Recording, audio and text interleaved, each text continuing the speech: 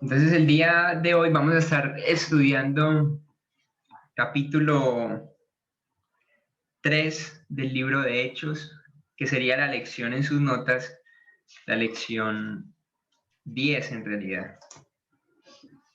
Recuerda, ahí hay un errorcito en las notas, creo que lo tienen, algunos lo han entendido ya, pero un errorcito y dice lección 11, Hechos 3, pero en realidad la lección 10, para que no se vayan de pronto a confundir, porque yo me estaba enredando qué día, estaba como, uy, ¿qué pasó aquí? Pero fue que los apuntes quedaron mal. Entonces hoy vamos a estar en la lección 11, quisiera hacer como así de pronto sin poner diapositivas, un poco que hiciéramos un rebobinar y tratar de recordar Hechos capítulo 1. ¿Qué eventos hay en Hechos capítulo 1? Si de pronto alguien se anima a decirlo sin mirar las notas.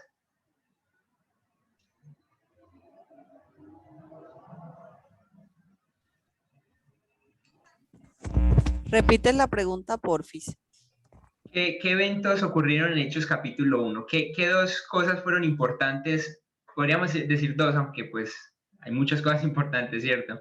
Pero ¿qué nos dice el capítulo 1 del libro de Hechos? Pero así de la cabeza, obviamente si miran en la Biblia, leen los títulos y ahí se dan cuenta, ¿no?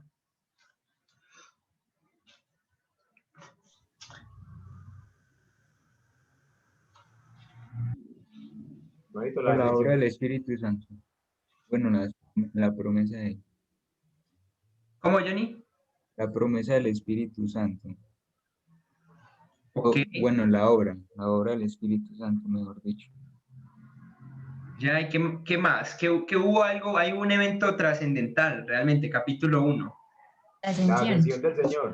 La ascensión del Señor Jesucristo. Cuando ustedes piensen en capítulo 1, inmediatamente piensen en el capítulo 1, el Señor ascendió a los cielos. ¿Y qué más pasó en el capítulo 1?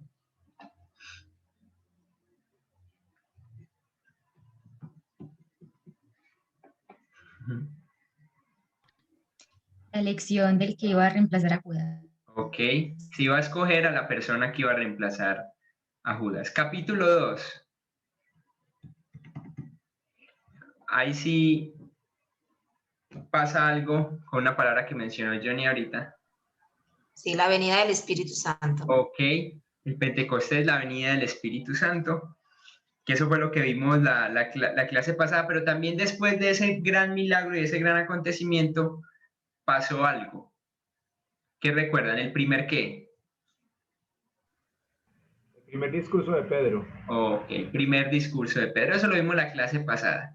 Hoy vamos a estar entonces entendiendo un poco el capítulo 3. La idea es que ustedes probablemente la mayoría creo que ya lo han leído. ¿Ya? Y es bueno que lo lean o traten de leer ese tipo de capítulos antes de la clase, ¿cierto? Entonces voy a poner por acá la diapositiva. Y hoy estaríamos en lección 10, libro de Hechos, donde un cojo es sanado. Recuerdan que ese es esa es la primera sección del bosquejo del libro de Hechos. Recuerden que esta primera sección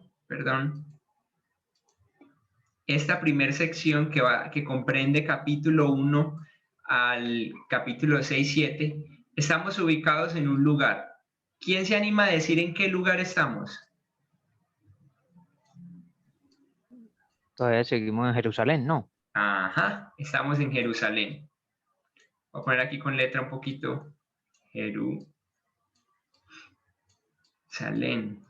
Eso es importante, ¿no?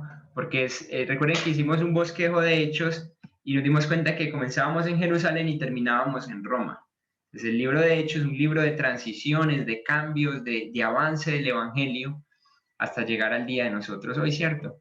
Entonces entramos a estudiar la primera parte. En la primera parte entonces vimos la ascensión, el reemplazo de Judas, el Pentecostés, y hoy nos vamos a estar centrando en el que ustedes encuentran en su pantalla, pintado con color verde, cuando un cojo es sanado. Recuerden que se levanta oposición, capítulo 4, luego se levantan problemas internos, de lo que sería la iglesia primitiva, luego oposición externa otra vez del concilio y luego otros problemas internos. Pero hoy entonces nos centraremos cuando un cojo es sanado. Vamos a ver la importancia de este hecho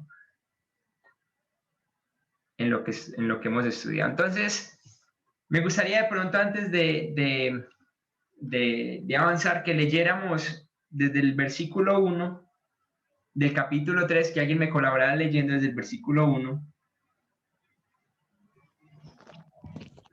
hasta el versículo 9. Entonces se lo leo. Claro que sí, Amparito, gracias. Amparo, por favor. Del 3 al 1 hasta el 9. Capítulo 3, 1 al 9. Pedro y Juan subían juntos al templo a la hora novena, la de la oración. Capítulo 2. Y era traído un hombre cojo de nacimiento, a quien ponían cada día a la puerta del templo, que se llama la Hermosa, para que pidiese limosna de los que entraban en el templo. Capítulo 3. Cuando vio a Pedro y a Juan que iban a entrar en el templo, les rogaba que le diesen limosna. Capítulo 4. Pedro con Juan, fijando en él los ojos, le dijo: míranos. Capítulo 5. Entonces él estuvo atento, esperando recibir de ellos algo. 6. Mas Pedro dijo: no tengo plata ni oro, pero lo que tengo te doy. En el nombre de Jesucristo de Nazaret, levántate y anda. Capítulo 7. Tomándole por la mano derecha, le levantó, y al momento se le afirmaron los pies y tobillos. Capítulo 8. Saltando se puso en pie y anduvo y entró con ellos en el templo, andando y saltando, alabando a Dios. Y todo el pueblo le vio andar.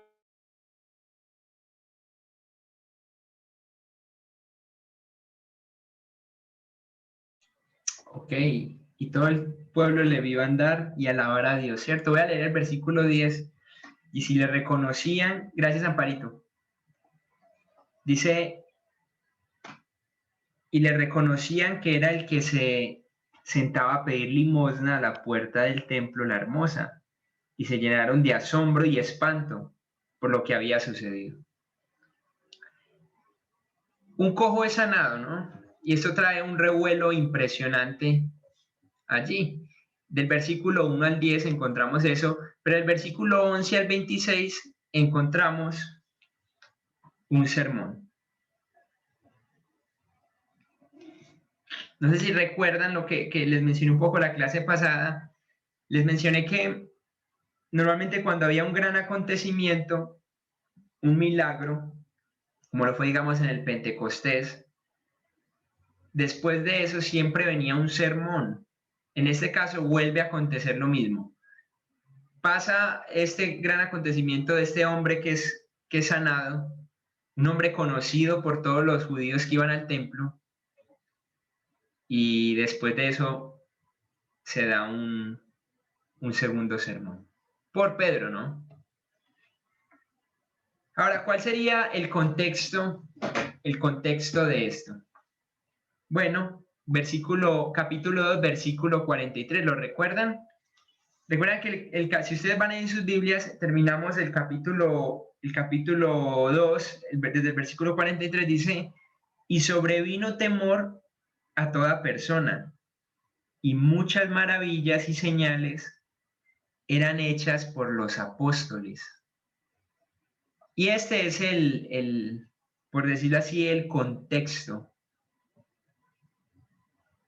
Y el ejemplo de esto, entonces, era que el cojo es sanado. Es bien particular la forma como escribiría esto Lucas, Porque Lucas dice, mire, la iglesia empezó, los apóstoles empezaron a hacer grandes señales, maravillas y señales, cosas que la gente veía y decía, no, es que lo que estos hombres están hablando es verdad. Lo que ellos están hablando acerca de Jesús es verdad. Y para eso, Él nos muestra un ejemplo y es cuando el cojo es sanado. Nos cuenta una historia bien específica, un milagro bien específico. Ahora bien, se dedica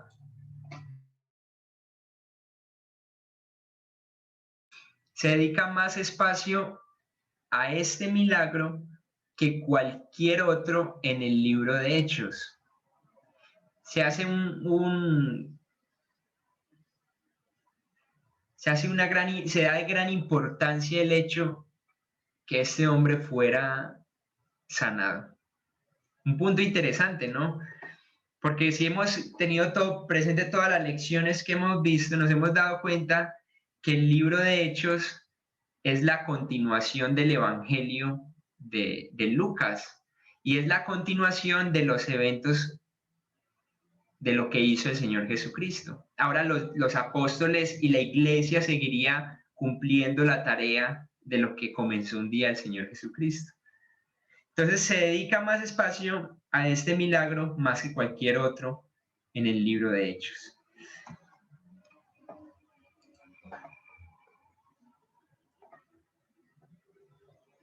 Entonces dice, vamos a empezar de pronto a entrar un poco más en detalle, dice que Pedro y Juan subían juntos al templo a la hora novena, la de la oración.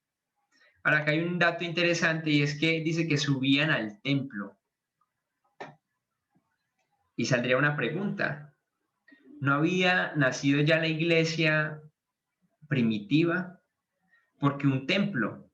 ¿Cierto? ¿Por qué sería necesario el templo y por qué estarían visitando aún el templo? ¿Qué piensan ustedes?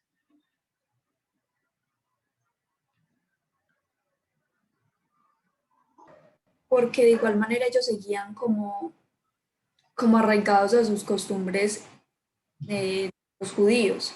Entonces, igual más adelante se habla de la circuncisión, ¿cierto? De todos estos temas polémicos para ellos en esos momentos, pero de igual ellos seguían de igual profesando que Jesús era el Mesías para los judíos. Entonces, igual obviamente tenían que ir a las sinagogas donde estaban los judíos. Claro. Gracias, Katica. Los apóstoles continuaron viviendo como judíos devotos, ¿cierto? Asistiendo a los servicios de adoración en el templo de Jerusalén.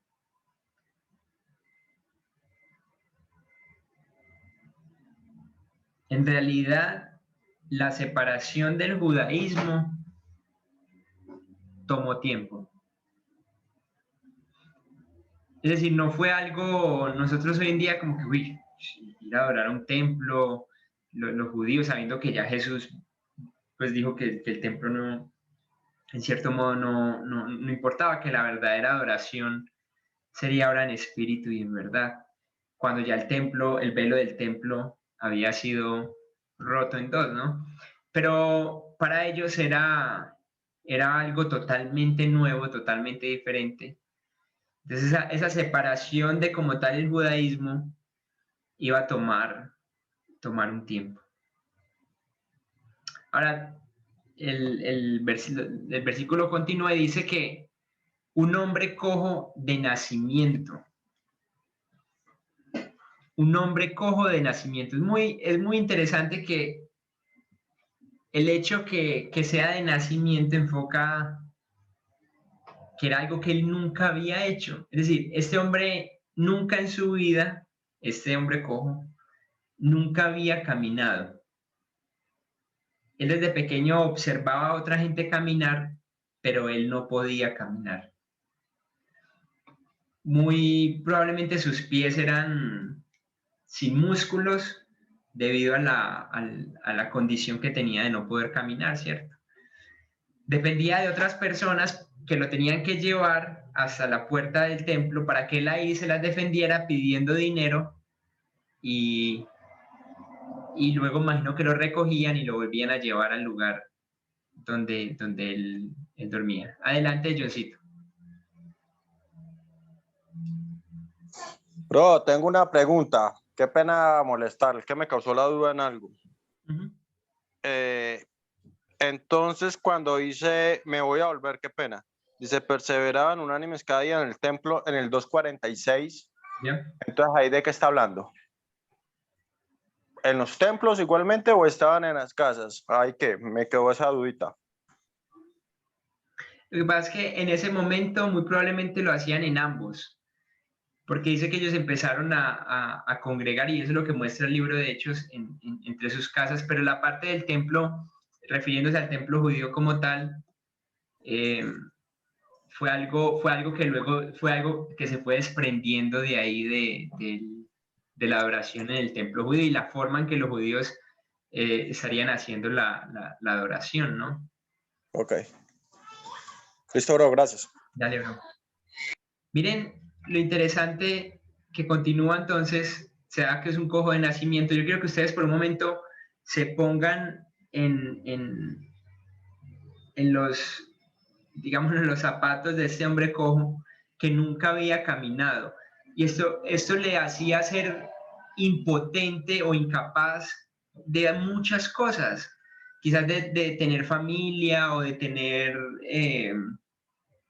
o de ser un peso para la sociedad, o también de trabajar con sus propias manos, ¿cierto? Poder ir a un lugar a trabajar, o quizás salir a caminar. Eso era algo difícil. Ahora se encuentra con dos hombres, ¿no? Él está ahí sentado, el grafiquito me gustó. Él está ahí sentado y entonces van pasando dos hombres que no eran cualquier hombres. Recuerden que eran dos hombres con el Espíritu Santo dentro de ellos. Como un creyente, dos hombres con el Espíritu de Dios dentro de sí. Y ahí estaban, ¿no? Van pasando por ese lado. Quizás muchos en ese templo no tenían el Espíritu Santo dentro de ellos, pero estos dos hombres sí.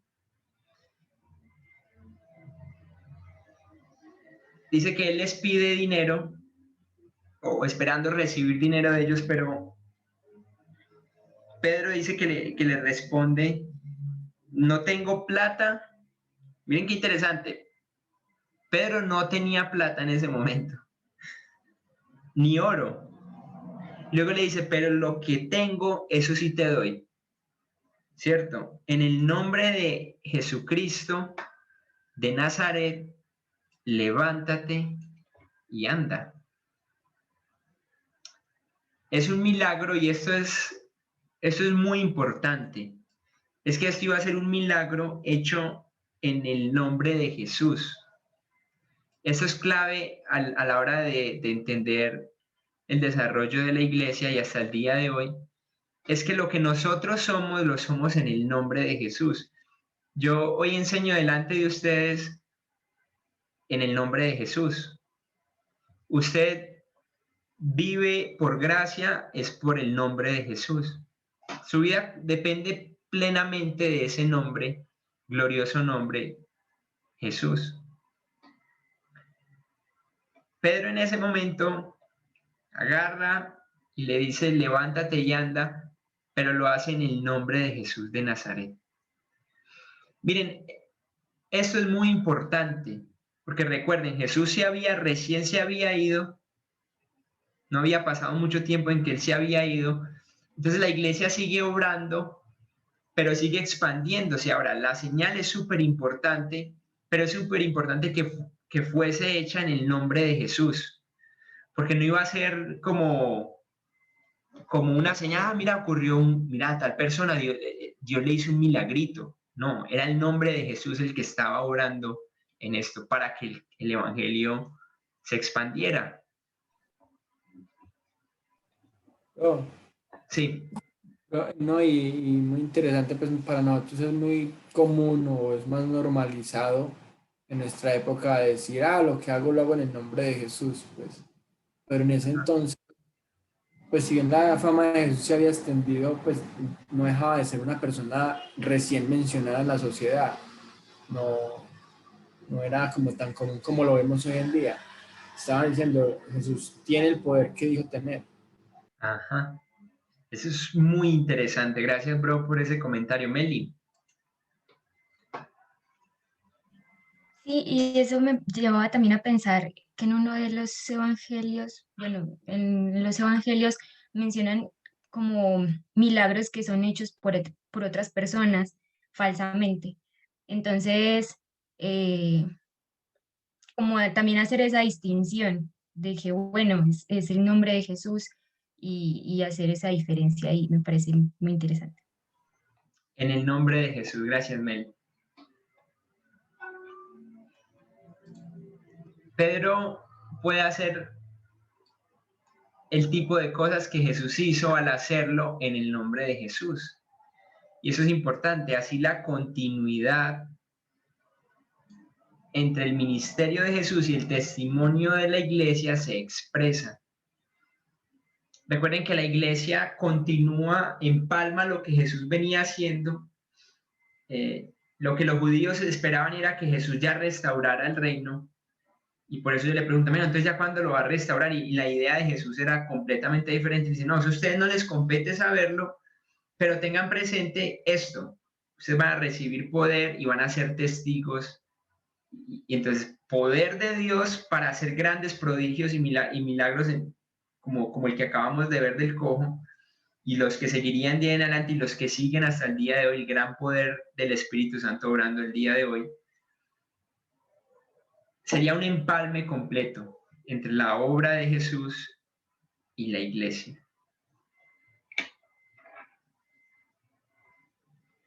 Johncito.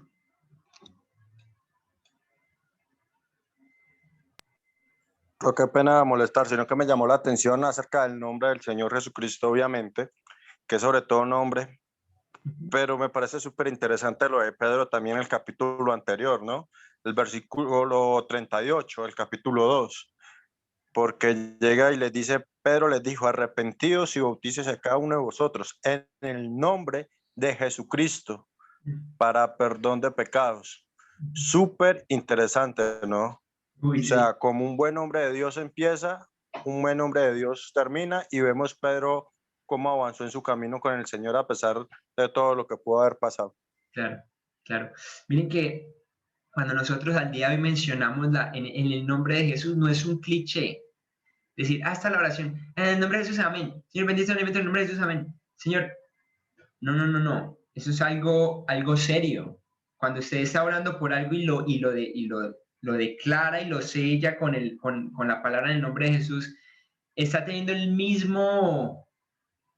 la misma esencia de lo que Pedro dijo aquí cuando sanó a este hombre. Camilín.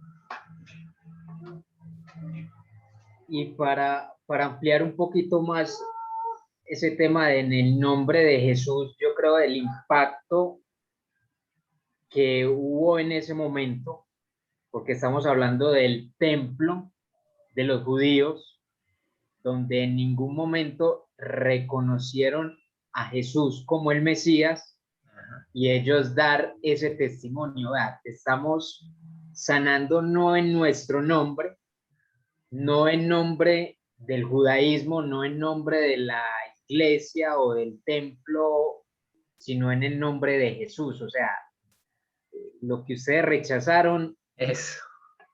Toma tu cachetada.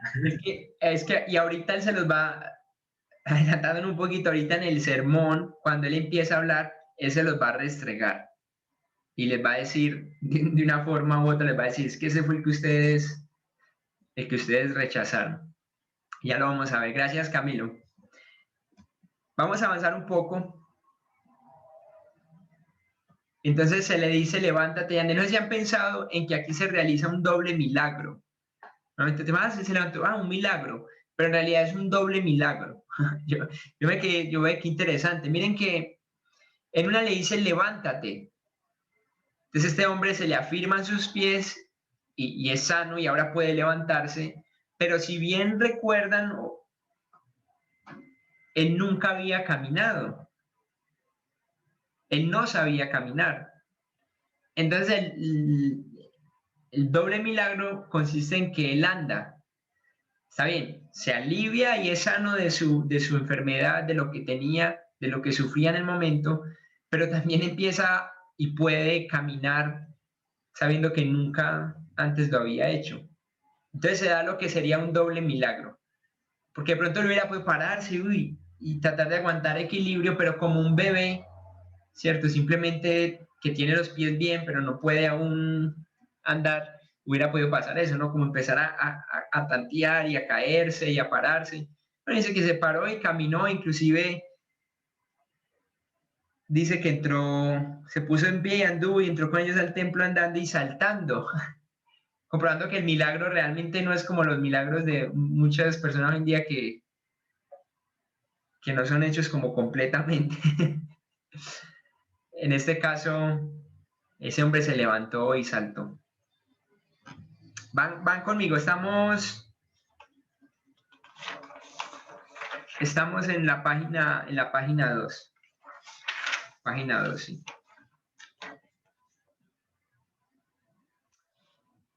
Ahora dice que entró con ellos en el templo, entonces andando, saltando y alabando a Dios. Y todo el pueblo, eso es un dato importante, le vio. ¿Qué hizo todo el pueblo? Le vio andar y alabar a Dios. No fue como que el pueblo ni lo reconoció ni nada, sino que para la gente fue evidente que el que llevaba mucho tiempo, no sé cuánto tiempo, ahí en la puerta del templo, pidiendo, postrado, estaba ahora de pie, saltando y alabando el nombre de Dios.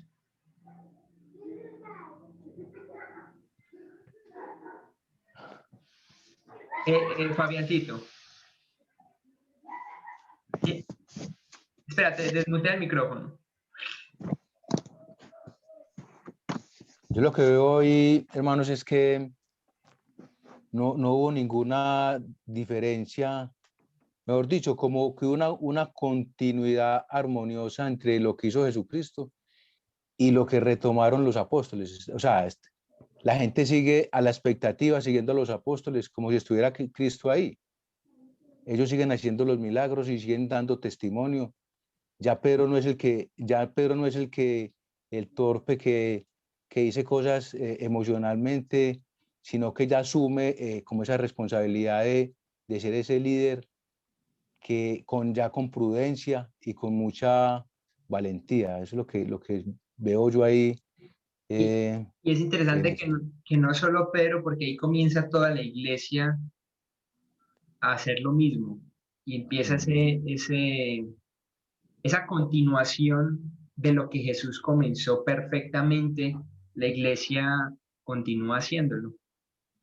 Señor. Gracias, Fabiancito.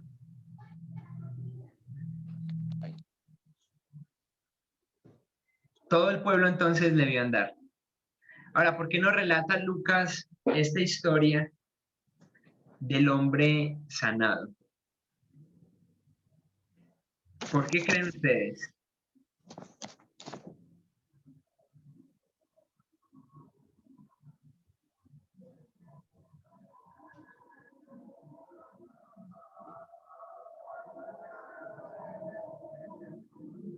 ¿Por qué nos relata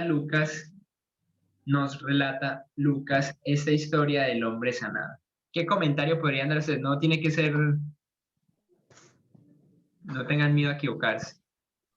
Pues no, señal del poder del Espíritu Santo.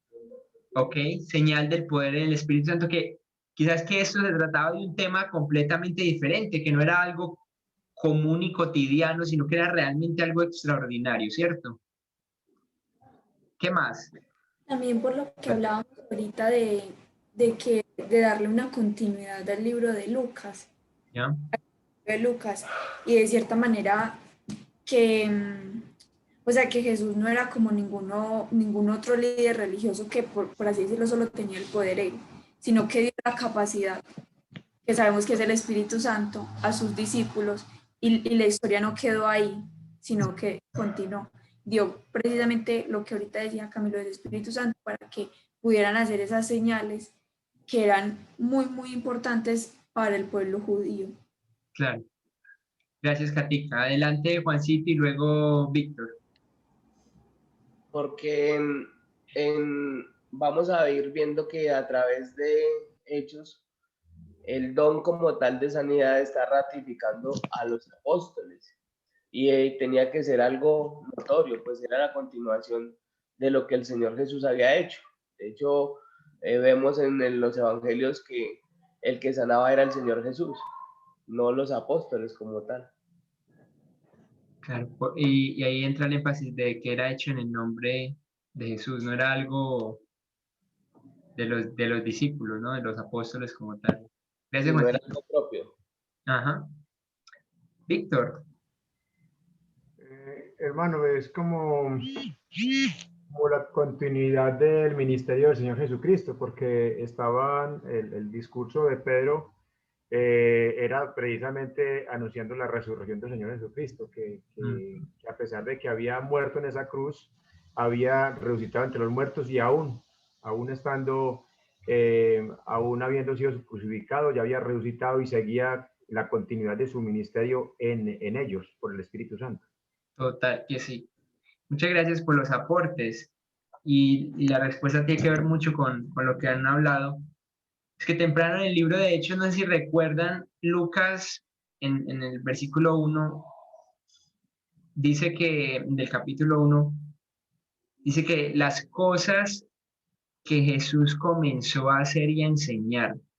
Y los apóstoles, de una u otra forma, estaban haciendo las cosas que Jesús comenzó a hacer y a enseñar. Y eso está en el mismo capítulo 1, versículo 1.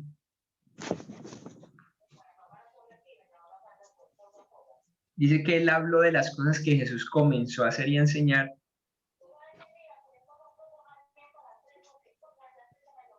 Y ahorita nos va a estar relatando y nos empieza a relatar la continuación de eso. Lo que los discípulos ahora harían.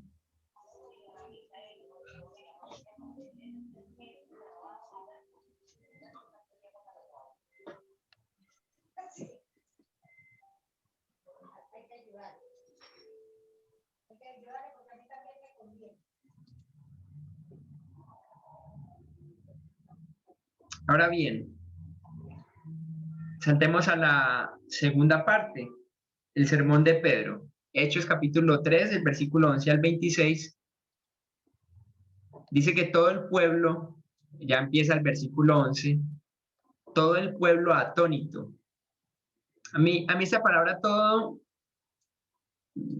me llama la atención, es porque en ese tiempo no había redes sociales, pero hablaríamos un poco, quizás para que se entienda en un contexto actual, da esa idea que se viralizó cuando hablamos de las redes sociales, que algo que aconteció en Europa o al otro lado del mundo, en un par patadas está aquí en Colombia y ya está regado por todo el mundo y ya todo el mundo sabe del tema. En ese tiempo dice que todo el pueblo, ¿no? El voz a voz era rápido también y entonces la gente como que, no, mira, pasó esto, y entonces todo el mundo se empieza a pasar el voz a voz y se empieza a hacer tumulto de gente y la gente curiosa y anda a mirar qué está pasando. Entonces dice que todo el pueblo estaba atónito, ¿cierto? Todo el pueblo atónito concurrió a ellos al pórtico que se llama de Salomón. Dice, viendo esto, Pedro respondió al pueblo. Entonces Pedro ve eso como una gran oportunidad. Y dice que respondió al pueblo y empieza a hablar y dice, varones israelitas, ¿por qué os maravilláis de esto? ¿Por qué ustedes se sorprenden por esto? Miren la pregunta que les está haciendo. A mí se me hacía interesante, como ustedes, ¿por qué se maravillan de esto? La verdad, la respuesta lógica sería, pues, ¿cómo no nos vamos a maravillar si un hombre que siempre ha estado ahí postrado, ahorita está andando? ¿Cierto? La respuesta sería como lógica, pero para Pedro es, ¿y ustedes por qué les impacta esto tanto, no? Y ya nos va a dar la razón, y es obvio que él tiene en la cabeza todo lo que había hecho Jesús entre ellos mismos. Entonces les dice, ¿por qué están maravillando de eso? Si esto lo mismo que hizo Jesús. Entonces aquí comienza el sermón de Pedro. El bosquejo del sermón es muy interesante del versículo 11 al 12 se explica el fenómeno o el acontecimiento sobrenatural, porque no es algo normal, no es algo natural o explicable desde el punto físico, de vista físico, ¿no? Del versículo 11 y 12 se explica el fenómeno, el versículo 13 y 18 al 18 se enfoca en Jesús, eso es lo que él va a empezar a hablar. Luego se enfoca en Jesús.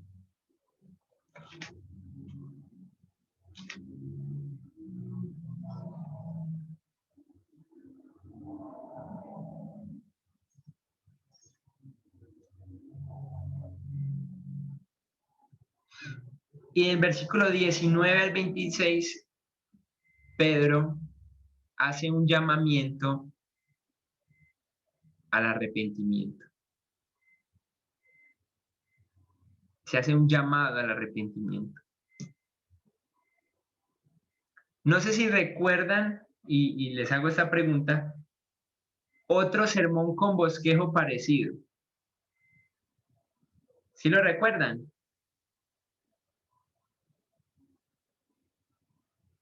Se explica lo que aconteció, se dice lo que aconteció, luego se enfoca a Jesús y luego hace un llamado al arrepentimiento. No sé si esto les recuerda, pero eso lo vimos en la clase pasada y es el sermón después del Pentecostés.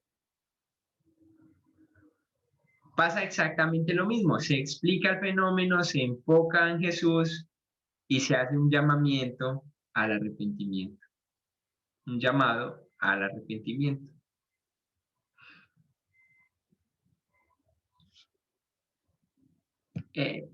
Es interesante que aunque el Espíritu Santo obra en muchas maneras diferentes, a veces también obra de maneras o nos permite ver ciertos patrones que podemos aplicar. La idea del cristiano hoy en día, de nosotros, es que vivamos de una forma sobrenatural en el poder del Espíritu Santo en medio de la tribulación, de la prueba, de las circunstancias que nos vivamos diferente a como todo el mundo comporta así cuando pasa estas circunstancias. Entonces, el creyente simplemente vive diferente porque tiene a Dios dentro de sí. Pero entonces luego enfoca la atención de la gente en el nombre que es sobre todo nombre, en el nombre en el que vive, que es en el nombre de Jesús. Y luego le hace un llamado a la persona, venga, usted también puede ser parte arrepiéntase de sus pecados y venga, siga el nombre de Jesús, el que murió hace más de 2000 años, pero que también resucitó. ¿Usted quiere enseñarle a niños? Bueno, muéstreles el evento milagroso en la escritura, muéstreles la historia cuando Jesús sana a un ciego, por ejemplo, enfoque luego a Jesús, pero luego haga un llamado al arrepentimiento.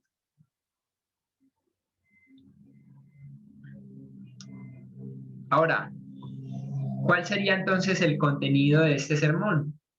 ¿De qué nos va a hablar allí Pedro? Si se quedan atrasados, recuerden hacer señitas y yo inmediatamente paro, no hay ningún problema. Listo. Entonces, el contenido del sermón, versículo 13 nos dice que su hijo Jesús, ¿no? Y empieza a describir, el versículo 13 lo voy a leer en favor de ustedes, dice, el Dios de Abraham, de Isaac y de Jacob, el Dios de nuestros padres, ha glorificado a su hijo Jesús, dice. Lo glorificó a su hijo Jesús y enfoca entonces a la persona de Cristo. A quien vosotros entregasteis, eso aparece en el versículo 13. Miren los puntos que él empieza a dar. Entonces, ustedes entregaron, Dios ha glorificado a su hijo Jesús. Y luego empieza a contrastarlo con lo que ellos dicen. A quien vosotros entregasteis Luego, a quien vosotros negasteis, al santo y al justo.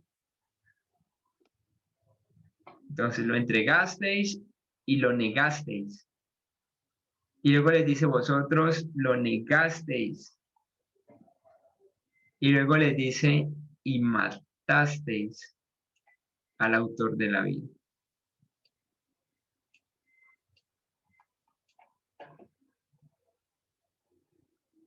Lo interesante de esto, o lo muy interesante, es que probablemente Pedro le estaba hablando a personas del Sanedrín que habían condenado a Jesús a muerte.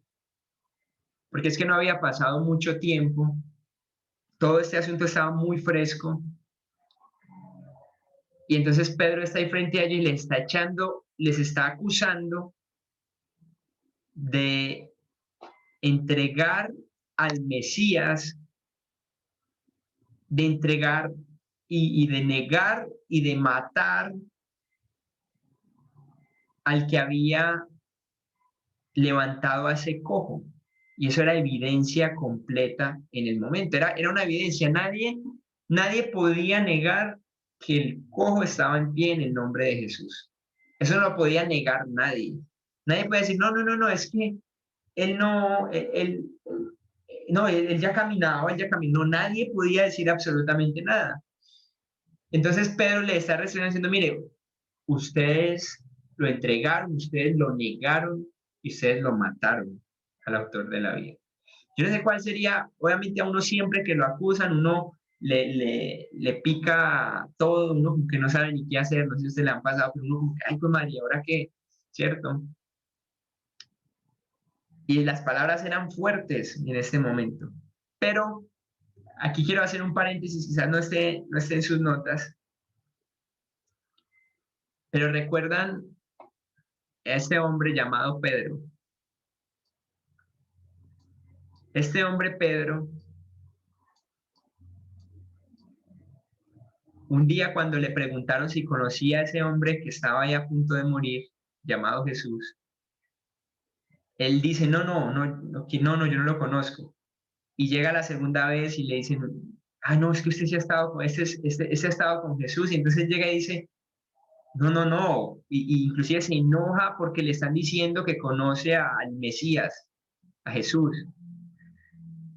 Y le preguntan por tercera vez hasta que empieza a maldecir, ¿cierto? Y así no es que yo no lo conozco. Pero ahora este mismo hombre le vale, y perdónenme esta expresión, pero le vale huevo lo que piense los que mataron a Jesús. Y se les está parando al frente y está con todo el denuedo.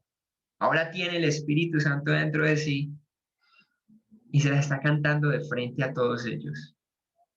Un dato muy interesante. Lo que causa el Espíritu Santo, escuchen esto, lo que causa el Espíritu Santo en la vida de una persona cobarde. Adelante, bro o Katica. Yo quería decir que también era porque él tenía un pleno entendimiento y comprensión del poder del Señor, porque él también había sido él también había negado al santo, al justo. Entonces él sabía la capacidad de perdón que tenía el Señor. Y al saber eso, por eso al final hace ese llamado al arrepentimiento, porque sabía que el Señor está dispuesto a perdonar. Ajá. Interesante. Gracias, Katica. Avancemos un poco. Entonces, lo primero que él enfoca a Jesús, ¿cierto? Y luego les hace una nota y dice que por ignorancia ustedes lo han hecho. Ustedes lo hicieron por ignorancia. Eso lo tiene ahí en sus noticas, ¿no? Y luego hace un contraste, pero Dios. O sea, ustedes lo entregaron a él, ustedes lo negaron, ustedes lo mataron, le dice a los judíos, pero Dios, y aparece esta gloriosa palabra y dice, pero Dios ha cumplido así lo que había antes anunciado. Entonces él va a empezar a hacer un recuento o en cierto modo llevarlos a pensar en que lo que Jesús vivió ya había sido anunciado por los profetas. Recuerden que ellos no tenían el Nuevo Testamento, lo que nosotros tenemos como el Nuevo Testamento. Ellos tenían el Antiguo Testamento y ellos aquí lo que están diciendo es, lo que está diciendo Pedro, mire, esto ya lo habían anunciado los profetas anteriormente. Y es que a pesar de las acciones e ignorancia de los judíos, Dios cumplía su plan de traer redención al mundo a través del Mesías. Primero, Satanás hace todo lo posible para reconvenir a Jesús y decirle, no muera, no muera. ¿Cómo vas a sufrir tanto? ¿Cómo vas a ir a la cruz? ¿Cómo vas a morir por...? No. Primero trata de frenar esa obra, pero luego trata de acabar lo que Jesús comenzó a través de la persecución. Pero Dios se levanta en toda su gloria y a pesar de la ignorancia de ellos, Dios mismo seguiría cumpliendo su plan. Redención al mundo a través de Jesús. ¿Están conmigo, no? Yo miro por aquí. ¿Cómo estamos de tiempo?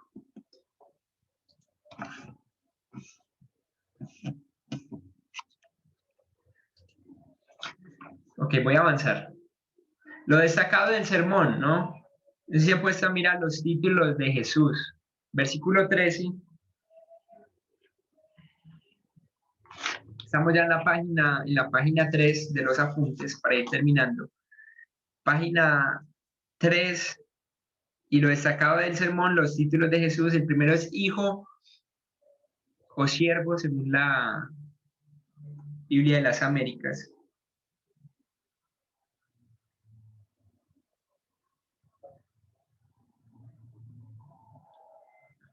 Luego en el versículo 14, al santo y justo. Muy interesante. Está diciendo que Jesús es santo, una cualidad de Dios, y es justo, sin pecado, perfecto, ¿no? Eso afirma más el Evangelio. Versículo 15, el autor de la vida. Para los discípulos no era un tema de discusión si Jesús era Dios o no. Ustedes no se han puesto a pensar, pero para los discípulos eso no era, para los apóstoles eso no era un tema de discusión. Oye, pero entonces Jesús sí será Dios. No. Para ellos no hubo duda cuando convivieron con Jesús, cuando lo vieron, que Él era el autor de la vida, que eso es algo que solo lo puede hacer Dios, que Él era santo, justo, que era el Hijo de Dios, Dios mismo. Quizás lo que más chocaba con ellos sería esta palabra, ¿no? Que Él se hizo siervo. Ander, sí. Es interesante, ¿no? Porque al principio del ministerio o en el transcurso del ministerio del Señor, para los rabinos, para el Sanedrín, todo ese grupo selecto de los escribas, era una blasfemia, ¿no? Una blasfemia, y como tú decías ahorita, chocaba y se mordían la lengua, por así decirlo, porque él mismo se autoproclamaba hijo de Dios, con mayúscula, o santo, o el pan de vida, ¿cierto? Y era algo muy fuerte, pero yo creo que aquí ya las cosas toman otro sentido con todos los acontecimientos y con la obra del Espíritu Santo también. Ajá. Gracias, Freddy. El hecho que Jesús es Dios era innegable para el que creía, pero le causaba un revuelo, un fastidio a los a los fariseos, a los judíos que no creían en él, ¿no? Les causaba un fastidio muy grande. Otro título que se daría allí es profeta, como Moisés, eso está en el versículo 22.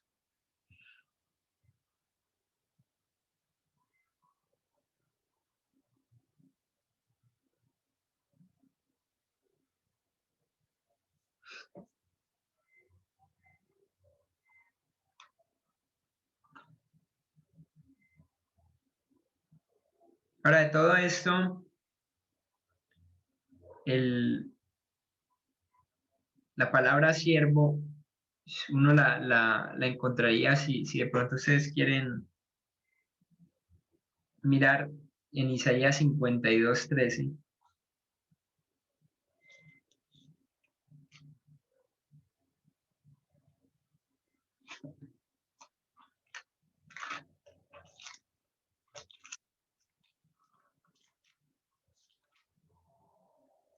Yo lo voy a leer en favor de ustedes. Dice, aquí mi siervo será prosperado, será engrandecido y exaltado y será puesto muy en alto. Dice, como se asombraron de ti muchos, de tal manera fue desfigurado de los hombres su parecer y su hermosura más que la de los hijos de los hombres. Despreciado y desechado entre los hombres, dice, varón de dolores. Eso es lo que no, miren, eso es lo que los judíos no podían cuajar en su mente. Era la lucha más grande para ellos entender que su Mesías, su rey, su libertador, el que restauraría todo, y tenía que sufrir de esa manera. Tenía que morir, pero era porque el enfoque de ellos estaba en lo que se ve, en lo físico, y más que eso en el beneficio de ellos como pueblo. Pero lo que Dios planeó fue resolver el problema grave, supremamente grave del pecado.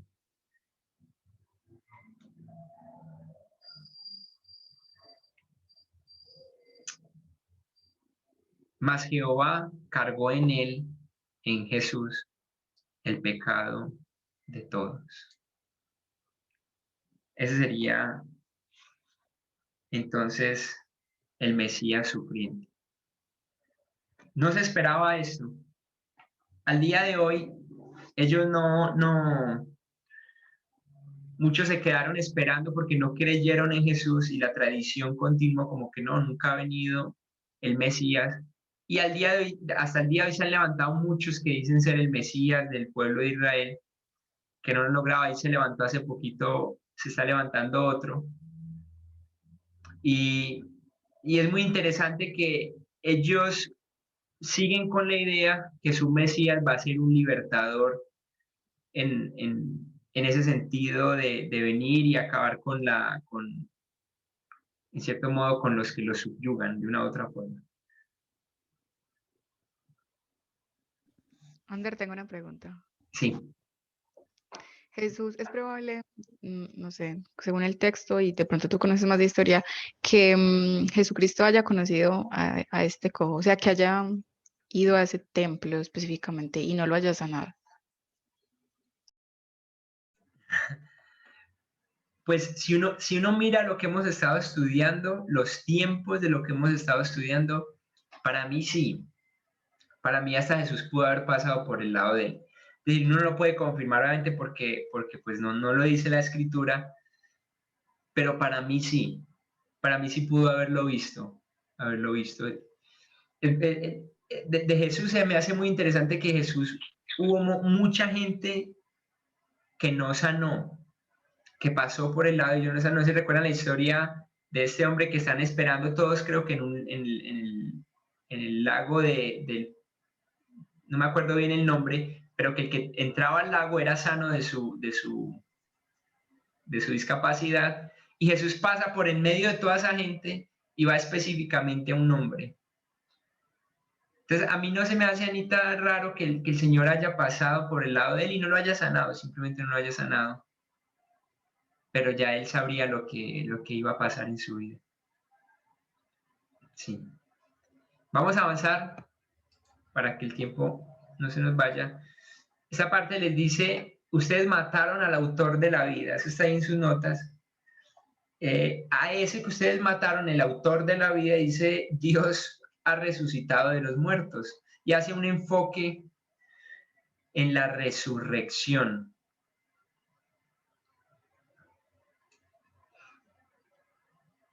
Resurrección. Acuérdense que había un grupo que no creía, un grupo de religiosos que no creían en la resurrección de los muertos.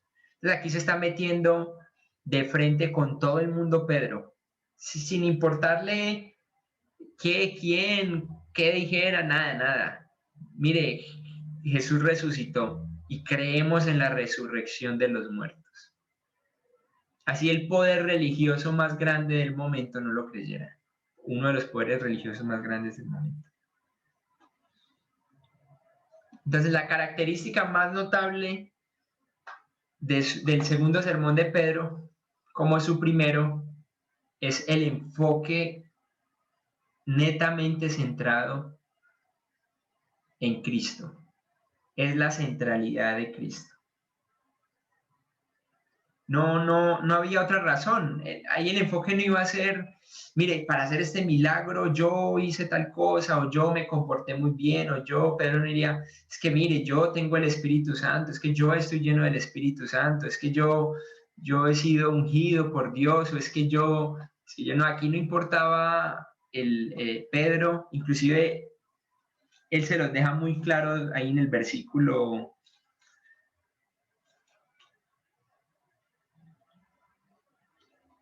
En el versículo 12 dice, ¿por qué ponéis los ojos en nosotros como si por nuestro poder o piedad hubiésemos hecho andar a este? No, aquí el centro del mensaje era Cristo. Nunca los discípulos de Jesús tienen como centro del mensaje sus grandes hazañas y sus grandes prodigios. Siempre todo terminaría en Jesús. Pablo era uno que contaba su testimonio, no para él ponerse como el centro, sino para derivar y decir, miren, pero eso es porque Cristo Jesús se me apareció. Y eso es una parte fundamental en esto. Lo destacado del sermón, ¿cierto? Sería la referencia que se hace a la segunda venida.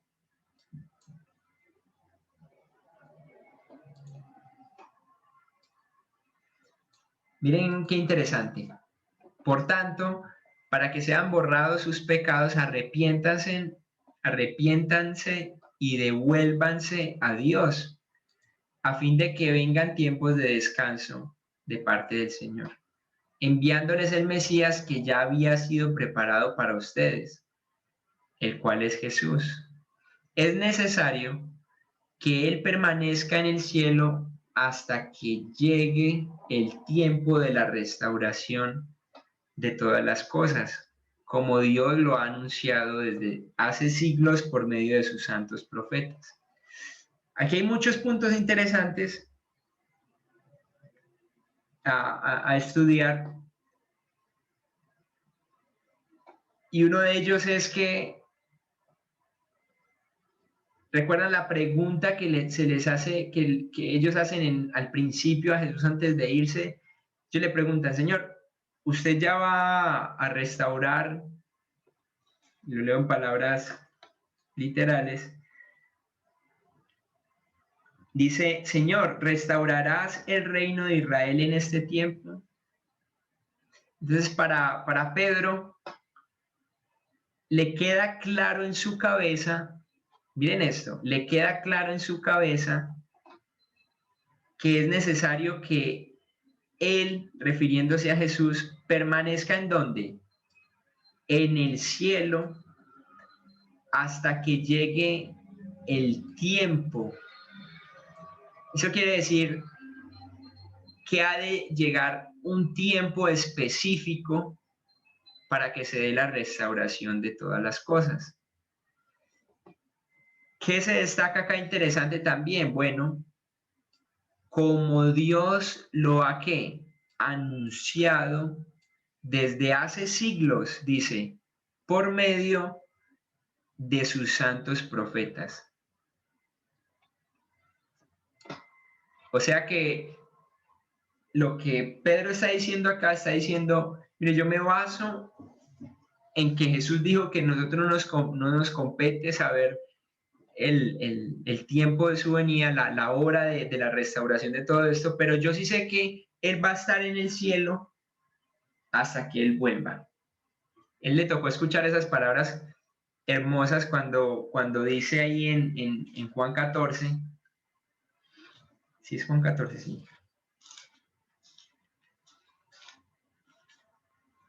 No se turbe vuestro corazón. Ustedes creen en Dios, crean también en mí. Luego les dice, miren, en la casa de mis padres muchas moradas hay. Si así no fuera, yo se los hubiera dicho. Y entonces les dice, voy pues a preparar lugar para vosotros. Ellos sabían, Jesús se fue, Él está haciendo algo hasta que llegue un tiempo específico, donde Él vendrá por su iglesia y luego, posterior a eso, vendrá por segunda vez a la tierra a restaurar todo. Naranjo Gómez. Sí, que me parecía interesante cómo hacía de cierta manera ese contraste entre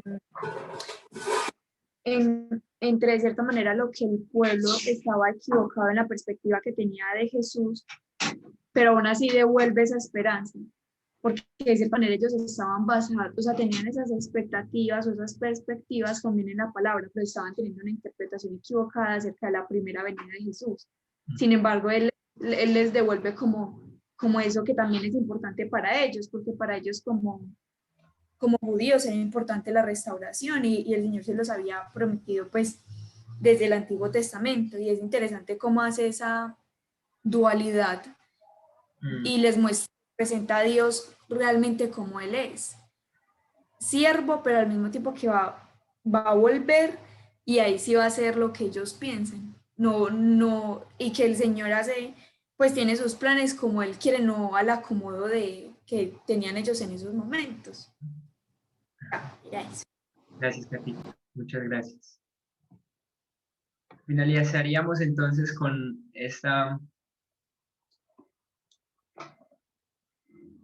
este mismo Jesús, esto es lo que le dicen los ángeles a los discípulos, que ha sido tomado de vosotros, así vendrá como le habéis visto ir al cielo.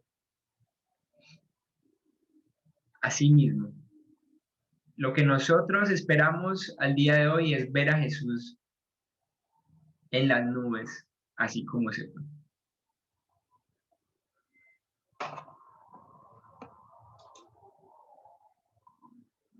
El segundo sermón de Pedro entonces demuestra una profundidad, una creciente profundidad en entender los propósitos de Dios al enviar al Mesías.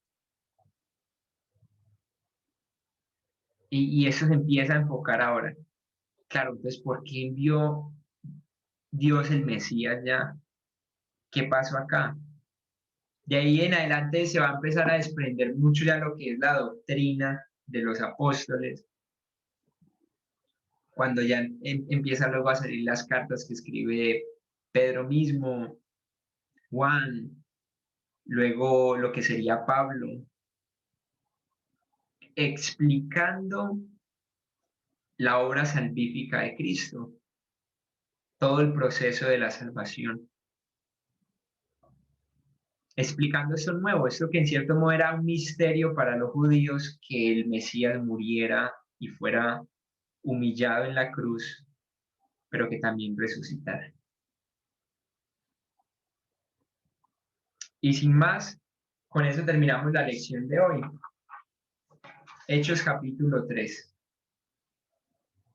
No sé si hay algún aporte, algún comentario, y si no, le agradecería de pronto a Jonathan si nos despide en oración.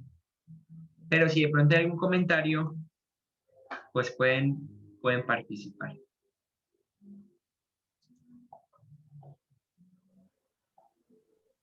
Vamos a orar. Pero si me escuchan bien. Sí, sí, sí, sí. Vale.